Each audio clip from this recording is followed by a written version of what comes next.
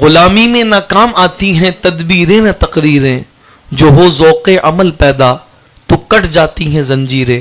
کوئی اندازہ کر سکتا ہے ان کے زور بازو کا، کوئی اندازہ کر سکتا ہے ان کے زور بازو کا، نگاہیں مرد مومن سے بدل جاتی ہیں تدبیریں۔ آج کی عظیم الشان محفل 11ویں شریف کے عنوان سے سجی ہے۔ اللہ پاک ہم سب کو حضور غوث پاک رحمت اللہ تعالی علیہ کا فیضان عطا فرمائے۔ میں نے قرآن کریم کی آیت کریمہ آپ کے سامنے پیش کی، فرمایا الا ان اولیاء اللہ لا خوف علیہم ولا هم یحزنون۔ میری کوشش ہوگی کہ میں 20 سے 25 منٹ میں اپنی بات کو مکمل کروں، کوشش انشاءاللہ میں پوری کروں گا تاکہ وقت ہم اپنا بچا سکیں۔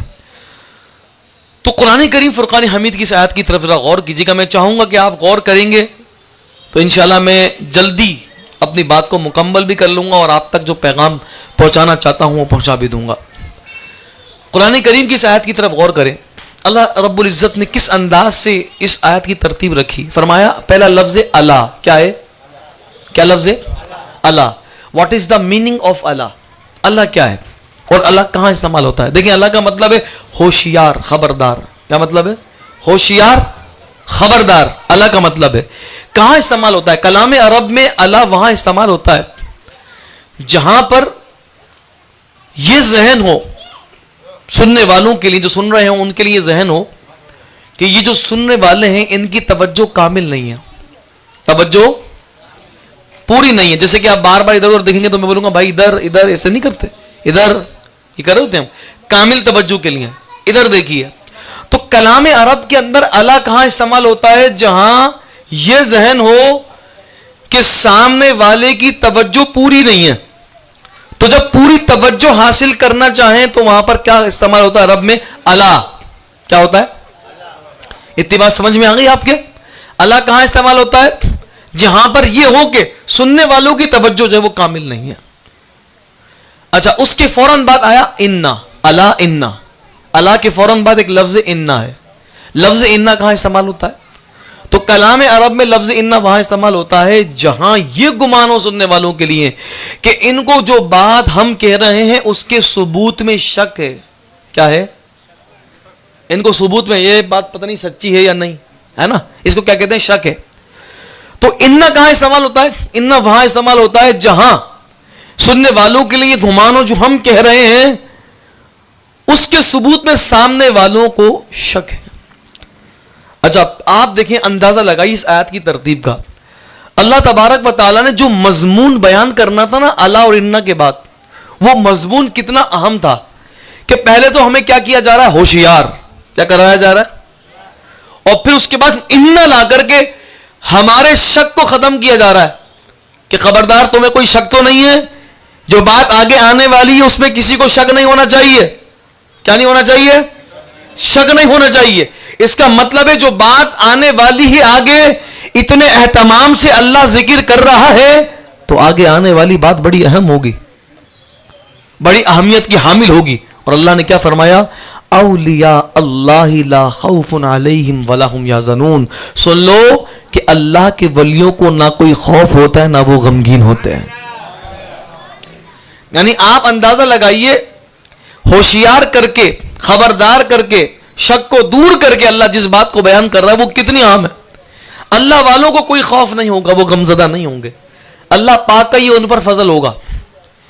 یہ چونکہ اللہ والے اللہ کے بن کر زندگی گزارتے ہیں، اس کے ہو کر زندگی گزارتے ہیں، جیسا رب چاہتا ہے ویسا کر کے زندگی گزارتے ہیں، اس کی اطاعت اور بندگی میں زندگی گزارتے ہیں، تو اللہ ان کو پھر وہ ریوارڈ، وہ مقام عطا فرماتا ہے، وہ رزلٹ ان کو عطا فرماتا ہے کہ اللہ پاک فرماتا ہے اب انہیں کوئی خوف نہیں ہوگا، یہ غمزدہ بھی نہیں ہوں گے۔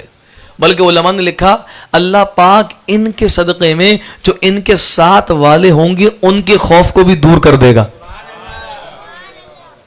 بھائی اگر باپ، مثال دے رہا ہوں سمجھانے کے لیے آپ کو، کہ ایک والد ہو، والد کی اولاد غم زدہ ہو تو والد خوش ہوگا یا غم میں ہوگا؟ نہیں سمجھے آپ، پیچھے والے نہیں سمجھے۔ بھائی والد کی اولاد اگر وہ غم کے اندر مبتلا ہو، کسی ٹینشن کے اندر مبتلا ہو، تو آپ اندازہ لگائیے یہ بات والد کے لیے بھی تو غم کے باعث ہوگی نا، ہوگی کہ نہیں ہوگی؟ قرآن کی آیت کیا کہہ رہی ہے؟ اللہ والوں کو کوئی خوف نہیں ہوگا، وہ غمگین بھی نہیں ہوں گے. اللہ ان خوف بھی دور کر دے گا، خوف سے بھی بے نیاز ہو جائیں گے، اور غم بھی اللہ تبارک و تعالیٰ ان سے دور کر دے گا. تو علماء نے فرمایا اس کا مطلب یہ ہوا جب اللہ ان کا خوف اور غم دور کرے گا تو ایسا کیسے ہو سکتا ہے ان کے ساتھ ہونے والے، ان کے ساتھ تعلقات جوڑنے والے اگر غم میں ہوں تو یہ خوش نہیں ہوں گے، یہ بھی غم میں ہوں گے. اور چونکہ اللہ نے وعدہ کیا ہے انہیں خوف میں مبتلا نہیں کرے گا، انہیں غم میں مبتلا نہیں کرے گا، تو اللہ پاک ان کے صدقوں میں ان کے ساتھ رہنے والوں کے بھی غم کو دور فرما دے گا. یہ ان اللہ والوں کا مقام ہے کہ جو ان کے ساتھ ہوگا اللہ رب العزت اس کے غموں کو بھی دور فرما دے گا، اس کو کسی قسم کا غم نہیں ہوگا. اللہ پاک اللہ والوں کے صدقے میں ان کے ساتھ ہونے والوں کو بھی غموں سے بے نیاز کر دے گا. آپ دیکھیے حدیث مبارکہ کے اندر ایک مفہوم ملتا ہے، المرء مع من احب، جو جس کے ساتھ محبت کرے گا اسی کے ساتھ اٹھایا جائے گا. یہ حدیث مبارکہ ملتی ہے کہ جو جس کے ساتھ محبت کرے گا دنیا میں وہ اسی کے ساتھ وہاں ہوگا. اب آپ اندازہ لگائیے اگر میں اس حدیث مبارکہ کو اور آیت کے اس ترجمے کو دونوں کو آپس میں جوڑوں تو کیا نتیجہ نکلے گا؟ نتیجہ وہی جو میں نے بات کہی. کیا نکلے گا؟ بھائی جو جس سے محبت کرے گا قیامت میں اس کے ساتھ ہوگا. اگر کوئی حضور غوث پاک سے محبت کرتا ہوگا تو کن کے ساتھ ہوگا؟ غوث پاک کے ساتھ ہوگا. اور اللہ نے ان سے قرآن میں کیا وعدہ کیا ہے؟ ان کو کوئی خوف بھی نہیں ہوگا. اور سبحان اللہ کہ ہم ان سے محبت کرتے ہیں تو ہوں گے ان کے ساتھ. جب ان کے ساتھ ہوں گے تو اللہ نے قرآن میں وعدہ کر لیا کہ ان کو خوف بھی دور کر دے گا، ان کے غم بھی دور کر دے گا. تو جو ان کے ساتھ ہوں گے ان کے صدقے میں ان کے غم بھی دور کر دے گا، ان کی ٹینشنیں بھی دور کر دے گا. بلکہ میں اگر تھوڑی سی بات آگے بڑھاؤں تو ہمیں بعض روایتیں یہ بھی ملی کہ جب کسی اہل جنت کو جنت میں بھیجا جا رہا ہوگا نا تو جہنمی دیکھ رہے ہوں گے جنتی کو جاتے ہوئے جنت کی طرف. تو ایک جہنمی پہچان جائے گا، جنتی کو جاتے ہوئے دیکھے گا اور کہے گا، آواز لگائے گا کہ بھائی سنو مجھے پہچانا. تو وہ نیک شخص ہوگا، ایک عام سا شخص ہوگا مگر نیک ہوگا. وہ رک جائے گا، وہ دیکھے گا، کہے گا نہیں میں نے تو نہیں پہچانا. لیکن اچانک سے تھوڑی سی دیر کے بعد اس کو یاد آ جائے گا، ہاں میں تمہیں پہچان گیا. تو وہ کہے گا کہ میں نے تو آپ کو فلاں وقت میں پانی پلایا تھا، آپ مجھے پہچانے؟ تو وہ جو جنتی جنت کی طرف جا رہا ہوگا وہ کہے گا ہاں ہاں میں تو تمہیں پہچان گیا ہوں، تم نے مجھے پانی پلایا تھا. تو وہ جہنم میں کہے گا حضور پھر ایک کرم کیجئے نا، آپ تو جنت کی طرف جا رہے ہیں، میرا ہاتھ پکڑے مجھے بھی لے جائے، شاید اللہ کرم کر دے. تو وہ جو جنتی ہوگا اس جہنمی کا ہاتھ پکڑے گا اور ہاتھ پکڑ کے کہے گا مولا اس نے دنیا میں مجھ پر ایک احسان کیا تھا کہ مجھے پانی کی پیاس تھی، اس نے پانی پلایا تھا، مولا آج یہ اس احسان کا بدلہ چاہ رہا ہے. اے مولا آج یہ اس احسان کا بدلہ چاہ رہا ہے، مولا اس کو اس احسان کا بدلہ عطا کر دینا. تو حاطف غیبی سے ایک آواز آئے گی، دیر نہ کر، ہاتھ پکڑ، تو بھی جنت میں جا، اسے بھی لے جا، تو بھی جا اسے بھی لے جا. اللہ اکبر. علماء نے فرمایا بھائی جب حضور کی امت کا ایک عام صالح شخص اگر اس کو کوئی پانی پلا دے تو وہ ہاتھ پکڑ کے جنت میں لے جا رہا ہے. جو حضور غوث پاک کی 11ویں کی فاتحہ کر کے غوث پاک سے ہر سال اپنے تعلق کو جوڑتا ہو، ہر مہینے اپنے تعلق کو غوث پاک سے جوڑتا ہو، کبھی کثرت دعا کے ذریعے، کبھی ایصال ثواب کی محفل کے ذریعے، کبھی کسی کو کھانا کھلا کے ان اللہ والوں کے ساتھ اپنے تعلق کو جوڑتا ہوگا تو اسے یہ کہنے کی ضرورت نہیں پڑے گی حضور پہچانا، وہ تو ہاتھ پکڑیں گے اپنے ساتھ جنت میں لے جائیں گے. یہ ان اللہ والوں پر اللہ کا کرم ہوگا کہ جن کو اللہ تبارک و تعالی، جنہوں نے راضی کر لیا ہوگا اپنے رب کو. یہ اللہ والے یہ خاص ہوتے ہماری طرح ہی ہیں، ان کی آنکھیں بھی ہماری طرح ہوتی ہیں، وہ بولتے بھی ہماری طرح ہیں، وہ کھاتے بھی ہماری طرح ہیں، وہ پیتے پہنتے چلتے پھرتے بھی ہماری طرح ہیں. مگر ان کا کمال کیا ہوتا ہے؟ ہم نے کہا ان کا کمال یہ ہوتا ہے وہ اپنے دلوں کے رخ کو شریعت مصطفیٰ اور گنبد خضرا کی طرف کر دیتے ہیں. وہ اپنے دل کے کانٹے کو بدل دیتے ہیں اور دل کے کانٹے کا رخ حضور کی شریعت کی طرف کر دیتے ہیں. پھر وہ خدمت خلق تو کرتے ہیں لیکن ناموری اور شہرت کے لیے نہیں کرتے. وہ اس بات کو ذہن میں رکھ کے خدمت خلق کرتے ہیں کہ خلق کی خدمت سے خالق راضی ہو جاتا ہے. وہ کھاتے ہیں مگر تمہاری میری طرح حوث اور لالچ کے لیے نہیں، وہ کھاتے اس لیے ہیں کہ مولا اس کھانے کے بعد تو ہمیں عبادت پر قوت بھی عطا کر دے گا. وہ نکاح کرتے ہیں اللہ اکبر مگر صرف اس لیے نہیں کہ اپنی نفس کی آگ کو بجھائیں گے, وہ اس لیے یہ سب کچھ کر رہے ہوتے ہیں, نکاح اس لیے کر رہے ہوتے ہیں کہ اللہ پاک انہیں نیک اولاد عطا فرمائے گا. وہ تجارت کرتے اس لیے نہیں کہ امیر ہوں گے, وہ تجارت کرتے اس لیے کہ وہ حرام سے دور بچیں گے اور حلال کی طرف بڑھیں گے. سمجھ رہے ہیں؟ یہ اللہ والوں کا کمال ہے. دیکھیں یہ سارے کام میں بھی کرتا ہوں اور آپ بھی کرتے ہیں نا. یہ سارے کام اللہ والوں کا کمال کیا ہے؟ ہم نے کہا اللہ والوں کا کمال یہ ہے یہ سارے کام وہ بھی کرتے ہیں مگر ان کے پیش نظر کیا ہوتا ہے؟ اللہ کی رضا. کیا ہوتی ہے دوستو؟ اللہ کی رضا. وہ سب کچھ اللہ کی رضا کے لیے کر رہے ہوتے ہیں. ان کے پیش نظر کوئی اور نہیں ہوتا, کیونکہ وہ ایمان میں جو مضبوطی ان کو ہوتی ہے وہ ہر کسی کو نہیں ہوتی. آج ایمان ہمارے بھی ہے. دیکھیں ایمان ایک ہے مضبوط ایمان, ایک ہے کمزور ایمان اور ایک ہے اعلیٰ ایمان. ایمان کی قسمیں ہیں نا. مضبوط کمزور ایمان والے آپ اور میں ہیں جو ایک بلی کے گلی سے گزر جانے سے گھبرا جاتے ہیں, اور حالت ہماری یہ ہے ایمبولینس کی آواز سن لے تو ہمارے دل گھبرا جاتے ہیں. آج دقیانوسی باتیں جس انداز سے ہمارے ہاں معاشرے کے اندر عام ہو چکی ہے کہ بھئی کوئی اگر حاملہ ہے تو اس کو جنازے والے گھر میں لے کے نہیں جاتے, کوئی حادثہ نہ ہو جائے. عجیب دقیانوسی باتیں. یہ کون ہے؟ ہم نے کہا یہ کمزور ایمان والے جو اتنی سی باتوں پر ڈر جاتے ہیں, اتنی سی باتوں پہ دقیانوسی باتیں کرنے لگ جاتے ہیں, عجیب و غریب نظریات بنا لیے ہیں. یہ ہے کمزور ایمان والے. ایک ہے مضبوط ایمان والے اور ایک ہے اعلیٰ ایمان والے. یہ اللہ والے کمزور والوں میں بھی نہیں ہے, مضبوط والوں میں بھی نہیں ہے. یہ وہ ایمان والے ہوتے ہیں جو اعلیٰ ایمان والے ہوتے ہیں, جن کو اللہ تبارک و تعالی اعلیٰ ایمان عطا کرتا ہے. یہ تقوی والے ہوتے ہیں. ایسا تقوی ہوتا ہے ان کا, عام تقوی نہیں ہوتا, ان کا تقوی ہی بڑا کمال کا ہوتا ہے. دیکھیں بہت سارے لوگ صرف گناہ صغیرہ سے بچتے ہیں, بہت سارے لوگ گناہ صغیرہ کے ساتھ کبیرہ سے ہی بچتے ہیں, لیکن بہت سارے وہ ہوتے ہیں گناہ صغیرہ سے بھی بچتے ہیں, کبیرہ سے بھی بچتے ہیں, اور ہر فضول لمحے سے بھی بچتے ہیں, فضولیات سے بھی بچتے ہیں. وہ گناہ صغیرہ کبیرہ کے ساتھ فضولیات سے بھی بچ رہے ہوتے ہیں. اور جو یہ درجے کے ہوتے ہیں, اس درجے کے ہوتے ہیں, وہی اللہ والے ہوتے ہیں, وہی کمال والے ہوتے ہیں. جب وہ اس پروسیس سے گزرتے ہیں تو اللہ تبارک و تعالیٰ انہیں پھر اپنا بنا لیتا ہے. کیا کرتا ہے دوستو؟ اللہ پاک پھر انہیں اپنا بنا لیتا ہے. اور جس کو اللہ پاک اپنا بنا لیتا ہے تو پھر اس کا مقام کتنا بلند ہو جاتا ہے. روایتوں میں آتا ہے رب فرماتا ہے میں اس کے ہاتھ بن جاتا ہوں جس سے وہ پکڑتا ہے. نہیں سمجھے آپ؟ نہیں پہنچی بات؟ میں اس کے ہاتھ بن جاتا ہوں جس سے وہ پکڑتا ہے, میں اس کی آنکھیں بن جاتا ہوں جس سے وہ دیکھتا ہے, میں اس کی ٹانگیں بن جاتا ہوں جس سے وہ چلتا ہے. اللہ تبارک و تعالیٰ کی قدرت, اللہ اکبر اللہ اکبر. ہاتھ اسی کے ہوتے ہیں لیکن اللہ کی قدرتوں کا اظہار اس کے ہاتھوں سے ہو رہا ہوتا ہے.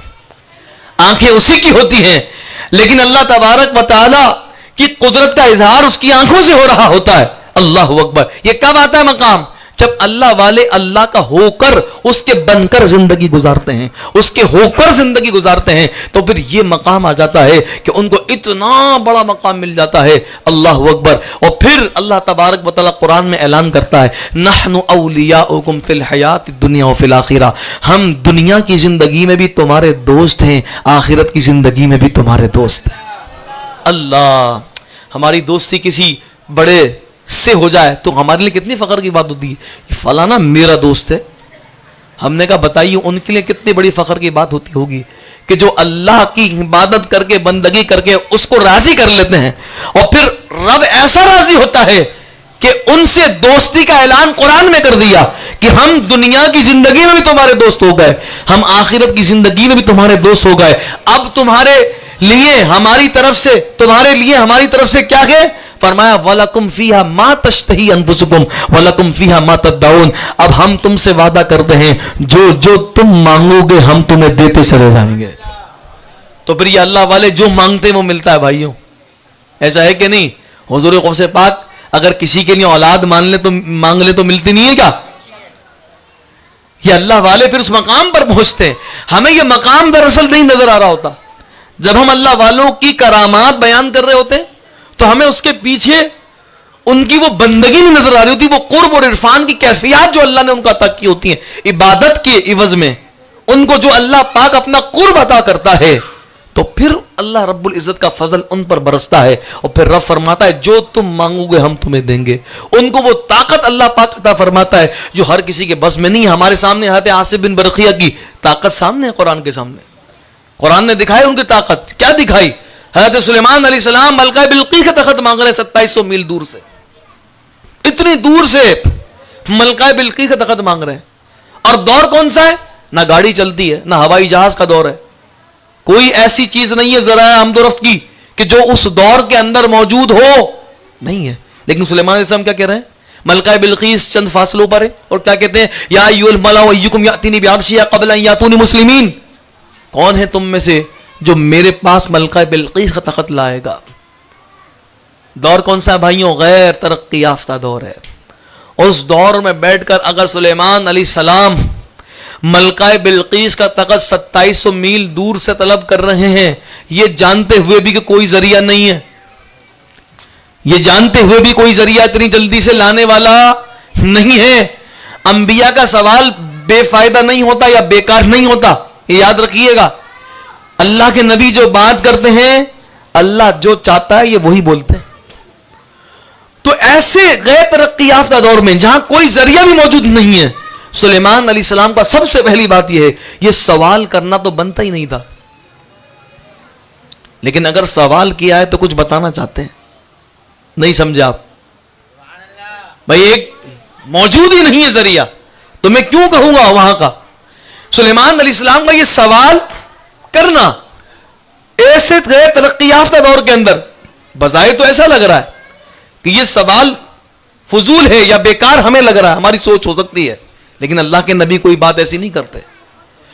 اتنی دور سے ملکہ بلقیس کا تخت مانگ رہے ہیں, اس کا مطلب یہ ہے یہ کام ناممکن نہیں تھا, ممکن تھا تبھی مانگ رہے تھے. اگر ناممکن ہوتا تو طلب ہی نہیں کرنا تھا نا. اس کا مطلب ہے یہ کام ممکن تھا. بہت ساری چیزیں ہماری عقلوں میں نہیں آتی نا, نہیں آتی نا بھائیوں. کیوں نہیں آتی عقلوں میں؟ کیونکہ ہماری عقل چھوٹی ہے, اولیاء اللہ کی کرامات بڑی ہیں. میں یہاں پر ایک مثال دیا کرتا ہوں اکثر کہ بھائی رتے اور ماشی کہ جن ترازوں سے وزن کیا جاتا ہے نا, منو ٹنوں کا وزن اس رتے اور ماشی کے میزان سے نہیں کیا جاتا.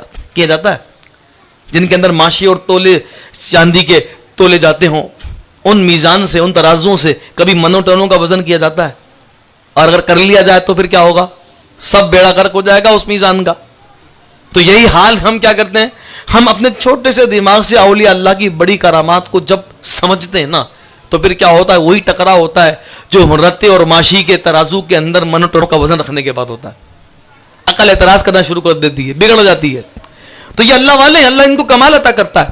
لیکن چونکہ میں یہ کوئی افسانہ نہیں سنا رہا, میں کوئی سچی جھوٹی کہانی نہیں سنا رہا آپ کو, میں قرآن سنا رہا ہوں. سلیمان علیہ السلام کیا فرما رہے ہیں؟ لے کر آؤ. کون لے کر آئے گا؟ وہ ملکہ بلقیس کا تخت. تو ہم نے کہا کہ بھائی یہ سوال کرنا اس بات کو انڈیکیٹ کر رہا ہے ملکہ بلقیس کا تخت لانا ناممکن نہیں ہے, ممکن ہے جبھی تو فرما رہے ہیں. اور پھر جن کھڑا ہوتا ہے, وہ جن کہتا ہے انا آتی کا بھی قبل ان تقوم مقامک, حضور میں لے آؤں گا. کتنی دیر میں لاؤ گے؟ کہا اتنی دیر میں کہ ملکہ بلقیس یہاں آئیں گی, آپ بات چیت کریں گے, آپ کے نشست برخاست ہونے سے پہلے پہلے آ جائے گی. میں یہ سمجھتا ہوں کہ جس دور کے اندر کوئی ذریعہ آمد و رفت نہ ہو تو یہ آفر قبول کرنی چاہیے تھی سلیمان علیہ السلام کو, کہ نہیں ہے بھائیوں؟ میں صحیح کہہ رہا ہوں غلط کہہ رہا ہوں؟ کون کون میرے ساتھ ہے ذرا پیچھے والے بتائیں. مجھے بڑا مشکل لگ رہا ہے آپ تک باتوں کو پہنچانا, وقت زیادہ ہو گیا ہے. مجھے آپ کے چہرے بتا رہے ہیں کہ بھائی بس ختم کرو جلدی. تو میں بات کو بس اینڈ کی طرف, وہیں حضور غوث پاک کی طرف لے کے جانا چاہ رہا ہوں. آپ دیکھیں کہ اس وقت کے اندر اگر کوئی ایسا شخص ہے جو کہہ رہا ہے میں لا رہا ہوں نا اتنی دیر میں لے آؤں گا, تو ہم کہتے ہیں بھائی آفر اچھی ہے قبول کر لو, کوئی ہے ہی نہیں اور ذریعہ. لیکن سلیمان علیہ السلام کیا فرماتے ہیں؟ نہیں نہیں, ہمیں تو اس سے جلدی چاہیے. اللہ, اس سے جلدی کیا ہوگا؟ تو پھر قرآن کہتا ہے, اب کون کھڑے ہوئے؟ قرآن نے کہا قال الذی عندہ علم من الکتاب, اب وہ بولے جن کو اللہ نے کتاب کا علم دیا. علماء نے فرمایا سب سے پہلی بات یہ ہے عاصم بن برقیہ, اور سب سے پہلی بات یہ ہے کہ کیونکہ ولی کی شان کو بیان کرنے سے پہلے اللہ نے نشان کو بیان کیا, یعنی نشانی. کیا ہے نشانی؟ کیا کتاب کا علم. اس کا مطلب یہ ہے کہ علم ہونا ولی کی نشانی بن گیا. کوئی ولی ہو اور کہے وہ علم والا نہ ہو تو وہ سب کچھ ہوگا، ولی نہیں ہو سکتا، کیونکہ ولی ہونے کے لیے علم والا ہونا نیسیسری ہے، ضروری ہے۔ اگر کسی کے پاس علم نہیں ہے تو ولی نہیں ہو سکتا۔ متخذ اللہ ولیا جاہلا، بزرگوں نے لکھا اللہ پاک کسی جاہل کو ولی، لیکن پتہ ہے بدقسمتی ہماری، 11ویں والے غوث پاک کی 11ویاں کرتے ہیں، فاتحہ ان کی کرتے ہیں، اور ہاتھوں میں ان کے ہاتھ دیتے ہیں جن کو قرآن بھی پڑھنا نہیں آتا۔ پیر ان کو بناتے ہیں جن کے نظریات بھی صحیح نہیں ہوتے، جن کو درس قرآن تو دور کی بات، قرآن کے قریب بھی نہیں آئے ہوتے، وہ حدیث سے قریب بھی نہیں آئے ہوتے، وہ آج ہم ان کو ولی بنائے ہوئے ہوتے، پیر بنائے ہوئے ہوتے ہیں۔ ہم کہتے ہیں کہ یار ہمیں کچھ ہوش کے ناخن لینا چاہیے، حضور غوث پاک کی 11ویں سجا رہے ہو اور ہاتھ میں ایسے کے ہاتھ دیا ہوا ہے جس کو قرآن بھی صحیح پڑھنا نہیں آتا، جس کو علم کی عین سے بھی ناواقفیت ہے، اس کے ہاتھ میں ہاتھ دیا ہوا ہے۔ قرآن نے نشانی بتائی دی کہ یاد رکھنا وہ علم والا ہوگا۔ تو اب وہ بولا جس کو اللہ نے کتاب کا علم دیا، کیا بولا آپ دیکھیں، وہ خوب بولا، سننے والی بات، انہوں نے کیا بولا، انا آتی کا بھی قبل ان یرتد الیک طرفک، انہوں نے کہا کہ حضور میں لے آؤں گا۔ کہا کتنی دیر میں لاؤ گے؟ کہا اتنی دیر میں آپ کی پلک جھپکے گی، ملکہ بلقیس کا تخت سامنے ہوگا۔ اسپیڈ دیکھ رہے ہیں، 3G 4G بھی پیچھے رہ گیا، 3G 4G پیچھے، بلکہ 3G 4G کو چھوڑیے، میں آپ کو ایک مثال دیتا ہوں، آپ پلک جھپکنے میں اٹھ کے دکھا دیں مجھے جلدی سے، نہیں اٹھ سکیں گے آپ پلک جھپکنے میں اتنی دیر کے اندر زمین سے کھڑے نہیں ہو سکتے۔ اور حضرت آصف بن برقیہ نے کیا کر دیا، 2700 میل دور ملکہ بلقیس کا تخت پڑا ہوا ہے، کتنی دیر میں لائے؟ پلک جھپکنے میں۔ اللہ اکبر، کون؟ آصف بن برقیہ۔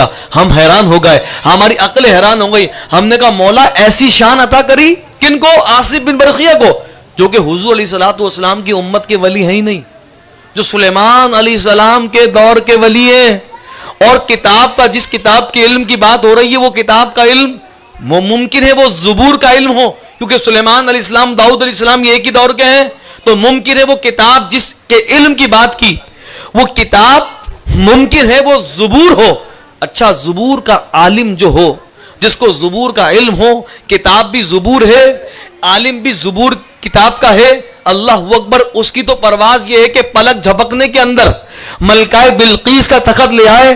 ہم نے کہا ہماری عقل اب حیران ہو گئی، مولا جن کو تو نے کشور ولایت کا تاج عطا فرما کر غوث اعظم بنایا ہوگا، اور جن کے پاس زبور کا نہیں، کلام اللہ میں افضل کلام قرآن کا علم ہوگا، اور اس قرآن کا علم بھی آدھا یا بعض نہیں بلکہ ان کے پاس قرآن کا پورا علم ہوگا، تو آصف بن برقیہ کے پاس زبور کا علم ہے، تو ان کی تیزی یہ ہے، جس غوث پاک کے پاس پورے قرآن کا علم ہوگا، مولا ان کی اپنی تیزی کا عالم کیا ہوگا؟ اللہ اکبر، یا رسول اللہ، یا غوث اعظم دستگیر، ان کی اپنی تیزی کا عالم کیا ہوگا؟ ہم نے کہا جی ہاں، حضور غوث پاک رحمت اللہ تعالی علیہ تو وہ شخصیت ہیں کہ آپ نے فرمایا اللہ رب العزت نے مجھ پر علم لدنی کے 70 دروازوں کو کھول دیا۔ کتنے؟ ایک دروازے کی لمبائی چوڑائی کا اتنی ہے جتنی آسمان اور زمین کے درمیان ہے۔ حضور غوث پاک کو علم کے کتنے سمندر ملے؟ حضور غوث پاک کا سب سے بنیادی وجہ جو آپ کی قطبیت کی ہے، مقام قطبیت کی، آپ خود فرماتے ہیں درست العلم حتی صرت قطبہ، فرماتے ہیں میں علم پڑھتا رہا، اللہ نے مجھے قطب تک پہنچا دیا۔ کیا بنی وجہ؟ علم۔ آج ہمارے جتنے ڈبہ پیر ہیں آپ اٹھا کے دیکھو، وہ علم سے بہت دور ہے، آپ دیکھ لینا۔ ہمیں بار بار نشانی بتائی جا رہی ہے وہ عالم ہوں گے، وہ علم والے ہوں گے۔ حضور غوث پاک کو کیا سمجھا تم نے؟ پھونک مارنے والا بزرگ، تعویذ دینے والا بزرگ۔ آج اسی معیار پر پرکھ رہے ہوتے ہیں ہم کسی اللہ کے ولی کو۔ آج ہمارے ہاں داڑھی جبے کبے سب ختم ہو گئے، معیار کیا ہے؟ پھونک میں جس کی دم ہے ہم کہتے ہیں بڑا پہنچا ہوا ہے، تعویذ میں جس کے دم ہے ہم کہتے ہیں بڑا پہنچا ہوا ہے، چہرے پہ داڑھی نہ ہو وہ قبول ہے، پہنچا ہوا بہت ہے۔ اللہ اکبر، یار شریعت تو بنیاد ہے، سیڑھی ہے، شریعت ہی پر کا حامل نہیں ہے وہ، تو آگے کیا ہوگا اس کے پاس؟ آگے کیا ہوگا اس کے پاس؟ جس کے پاس سب کچھ ہو، شریعت نہ ہو، شریعت پر عمل کرنا، تقوی اختیار کرنا، یہ سب سے بڑی کرامت ہوتی ہے اللہ کے ولیوں کی، سب سے بڑی کرامت ہوتی ہے۔ تقوی اختیار کرنے والے, حضور کی شریعت کو اپنانے والے, علم حاصل کرنے والے ہوتے ہیں. حضور غوث پاک کتنی زبانوں میں کلام کرتے تھے؟ روایتوں میں آتا ہے کانا یتکلم فی 13 علما. حضور غوث پاک 13 زبانوں کے اندر بیان کیا کرتے تھے. نہیں, ایسی سبحان اللہ نہیں ہونی چاہیے. بھائی ہمارے غوث پاک کتنی زبانیں؟ 13 زبانیں. اللہ اکبر. جب بیان کر رہے ہیں تو 13 زبانوں کے اندر علم بیان کر رہے ہیں. امام احمد کبیر رفاعی رحمت اللہ علیہ نے فرمایا حضور غوث پاک اتنے بڑے عالم تھے کہ اللہ اکبر, ان کے علم کا حال یہ تھا کہ بحر الشریعت عن یمینہ و بحر الحقیقت عن یسارہ من ایہما شاء اغترفا. فرماتے ہیں شریعت کا سمندر ان کے سیدھے ہاتھ میں تھا, طریقت کا سمندر, حقیقت کا سمندر ان کے الٹے ہاتھ میں تھا. جسے چاہتے تھے, جس سمندر میں جاتے تھے, غرق کر دیا کرتے تھے. اتنے بڑے عالم دین تھے حضور غوث پاک. مفسر اعظم تھے, محدث کبیر تھے, مفتی اعظم تھے حضور غوث پاک رحمت اللہ علیہ. لیکن آج ہم نے جن کے ہاتھوں میں ہاتھ دیا ہوا ہے ان کا حال ہی بے حال ہے. تو لہذا یہ پہچان حضور غوث پاک نے ہمیں دی کہ سب سے پہلے وہ ولی جو ہوگا وہ قرآن سے شغف رکھتا ہوگا. دوسری بات اور آخری بات وہ یہ کہ دیکھیں حضور غوث پاک رحمت اللہ علیہ اتنے بڑے مقام پر پہنچے کہ قطبیت کا مقام عطا ہوا. اعلیٰ حضرت رحمت اللہ علیہ جیسی شخصیت نا حضور غوث پاک کی بارگاہ میں کیسے حاضری دے رہے ہیں, آپ اندازہ لگائیے. اعلیٰ حضرت کوئی چھوٹے آدمی ہیں, 105 علوم پر دسترس رکھتے تھے میرے اعلیٰ حضرت. 105 علوم پر دسترس. جس شخصیت کو ہو, علم کا پہاڑ ہو, جن کے فتووں کو دیکھا عرب والوں نے, تو انہوں نے کہا اگر اس شخصیت کے فتوے کو امام اعظم ابو حنیفہ دیکھتے تو اس شخصیت کو اپنے شاگردوں میں شامل کر لیتے. کون ہے وہ اعلیٰ حضرت؟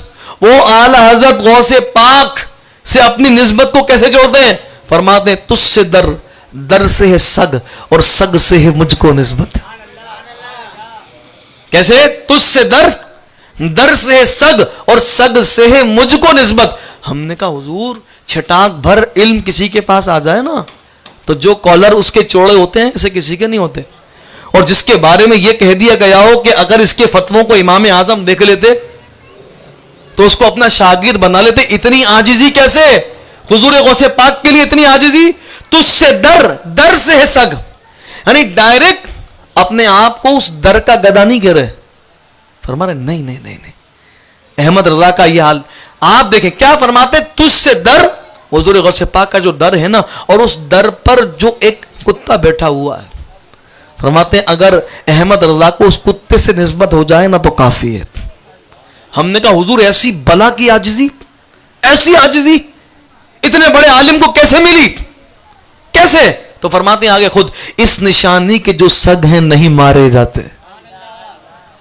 کیسے ملی؟ فرماتے ہیں بھائی جب حضور غوث پاک کا دامن ہاتھ میں آ جائے نا اس نشانی کے جو سگ ہیں تو پھر ان کو عاجزی بھی ایسی ملتی ہے, تکبر ان کے قریب بھی نہیں آتا, غرور ان کے قریب بھی نہیں آتا, فخر ان کے قریب بھی نہیں آتا. جب وہ اس نشانی کے سگ ہو جاتے ہیں, اس نشانی کے جو سگ ہیں نہیں مارے جاتے, حشر تک میرے گلے میں بھی رہے پٹا تیرا. اس اعلیٰ حضرت رحمت اللہ علیہ کو دیکھیں نا یار, بڑوں کی بات بڑوس کے منہ سے اگر سنیں نا تو پھر کمال ہے نا. اعلیٰ حضرت جن کی بارگاہ کے اندر اپنی نظر نیاز کو جھکا رہے ہیں, سر نیاز کو جھکا رہے ہیں, بتائیے وہ کیسی شخصیت ہوگی نا. اعلیٰ حضرت کو تو ان کے پیر صاحب سے پوچھا گیا نا کہ حضور آپ سے اگر کہا جائے کہ کیا لائے ہو حشر کے میدان میں, تو آپ کا جواب آپ نے سنا ہوگا. سید شاہ علیہ رسول رحمۃ اللہ فرماتے ہیں میں کہوں گا احمد رضا کا ہاتھ پکڑوں گا, بولوں گا مولا تیرے لیے احمد رضا کو لایا ہوں. ہم نے کہا وہ جو پیر کا فخر ہے وہ احمد رضا ہے, ورنہ عموماً کیا ہوتا ہے, پیر فخر ہوتا ہے مرید کا, لیکن یہ عجیب مرید ہے اپنے پیر کا فخر بن گیا ہے کہ پیر صاحب کہہ رہے ہیں اگر مجھ سے رب نے پوچھا کیا لائے تو میں احمد رضا کا ہاتھ آگے کروں گا اور کہوں گا مولا تیرے لیے احمد رضا کو لایا ہوں. ہم نے کہا احمد رضا سے, ہم نے اعلیٰ حضرت سے پوچھا حضور آپ کو تو آپ کے پیر صاحب لا رہے ہیں, آپ کس کو لائیں گے؟ تو اعلیٰ حضرت جھومے اور کہنے لگے اعلیٰ حضرت جھوم کر کہنے لگے کہ حضور غوث پاک کی بارگاہ میں حاضری دیتے ہوئے اعلیٰ حضرت رحمت اللہ تعالی نے کہا تیری سرکار میں لاتا ہے رضا اس کو شفیع. تیری سرکار میں لاتا ہے رضا اس کو شفیع جو میرا غوث ہے اور لاڈلا بیٹا تیرا. آپ اندازہ لگائیے حضور غوث پاک کا جو شخصیت اتنی بڑی ہو, علم بھی بلا کا ہو, معرفت بھی بلا کی ہو, قرب و عرفان کی کیفیات بھی ایسی ہوں, تو بتائیے کیسے کمال کے میرے غوث پاک ہوں گے.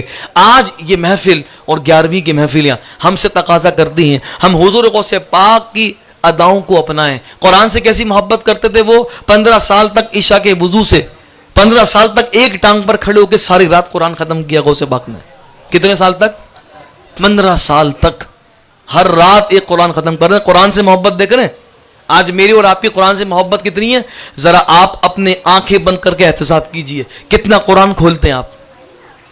او بھائی کھولتے ہیں, کیا کھولتے ہیں؟ ٹی وی کھولتے ہیں, کیا انسٹاگرام, کیا کھولتے ہیں یوٹیوب, کیا کھولتے ہیں فیس بک. قرآن کب کھلے گا؟ اللہ کے بندو اگر قرآن پڑھنا نہیں سیکھا, بہت سارے لوگ نہیں سیکھے, اول تو سیکھنا چاہیے تھا, نہیں سیکھا نا تو اتنا تو رحم کر جاؤ قرآن کو کی زیارت ہی کر لیا کرو, قرآن کی آیتوں کو دیکھ لیا کرو. اس کی زیارت تمہاری صبح اس کو دیکھ کر کے ہونا تو دیکھو سارا دن کیسی برکتیں آئیں گی. جو نہیں پڑھے ہوئے یہ میں ان کو کہہ رہا ہوں, جو پڑھے ہیں وہ تو پڑھا کریں, جو نہیں پڑھے وہ بھی فرار کا راستہ اختیار نہیں کریں, چھٹی لے لیتے ہیں ایسے کہ بھائی پڑھا ہی نہیں. ارے بھائی پڑھا نہیں تو سیکھنا چاہیے تھا.